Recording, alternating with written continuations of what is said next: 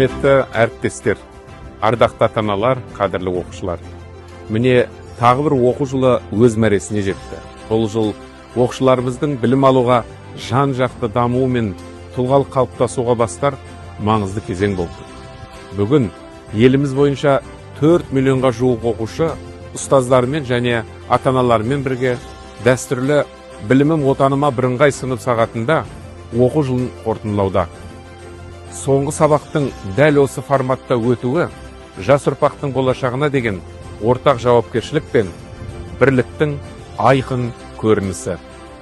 Биылғы оқу жылы толағай табыстар мен жарқын жетістіктерге толы болды. Мемлекет басшысының бастамасымен елімізде бір жыл ішінде рекордтық көрсеткіш 257 жаңа мектеп ашылды. Олардың қатарында жайлы мектеп ұлттық жобасы аясында салынған алғашқы заманауи білім ордалары да бар.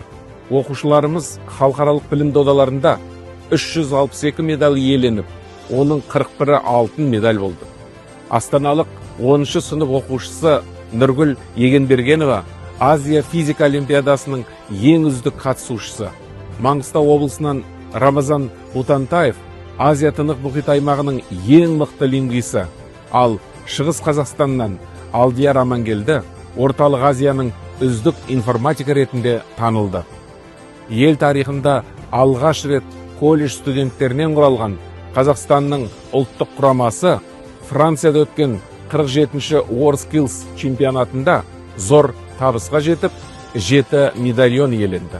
Бұл додада павлодарлық Артур Лейман ұлт үздігі номинациясын жеңіп алды. Мұның барлығы отандық білім беру жүйесіндегі жүйелі реформалар мен қажырлы еңбектің нақты жемісі. Құрметті ұстаздар, сіздер мектептің жүрегі, білім мен тәрбиенің алтын арқауысыздар. Академиялық біліммен қатар шәкірттеріңізге ұлттық құндылықтарды дарытып, олардың саналы азамат болып қалыптасуына өлшеусіз үлес қосып келесіздер. Биыл білім беру саласында алғаш рет бірден 2 педагог Гүлжанар Нұрпейісова менен Эльмара Праисова Қазақстанның еңбек ері атағына ие болды. Бұл мемлекет пен қоғам тарапынан ұстаз еңбегіне көрсетілген жоғары құрмет пен шынайы алғыстың айқын белгісі. Әріптестер, сіздерге өскелең ұрпаққа сапалы білім мен өнегелі тәрбие берудегі жанашырлықтарыңыз, ұстаздық миссияға деген адалдықтарыңыз үшін шынайы ризашылығымды білдіремін. Биылғы жетістіктердің артында әр қайсыңыздың маңдай терлеріңіз бен қажырлы еңбектеріңіз бар.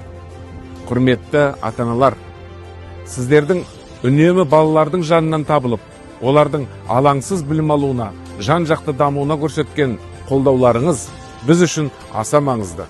Мектеп пен отбасының өзара үйлесімді ынтымақтастығы балаға қауіпсіз әрі жайлы орта қалыптастырудың басты кепілі. Биылғы оқу жылының тағы бір маңызды жетістігі балалардың құқықтарын қорғау жүйесін нығайту болды. Осы мақсатта мемлекет балалардың білім алуына, тәрбиеленуіне және дамуына бағытталған 3 негізгі заң қабылдады. Қымбатты түлектер, бүгін 217 мыңнан астам 11-ші сынып түлегі мен 173 мың колледж бітіруші үшін өмірдің жаңа белесі басталды. Бұл кезең жауапты шешімдер қабылдайтын, үлкен мақсаттар мен жаңа бастамаларға қадам жасайтын маңызды уақыт.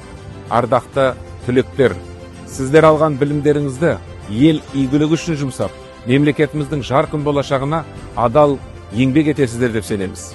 Мектеп пен колледж қабырғасында алған білімдеріңіз болашақ жетістіктерге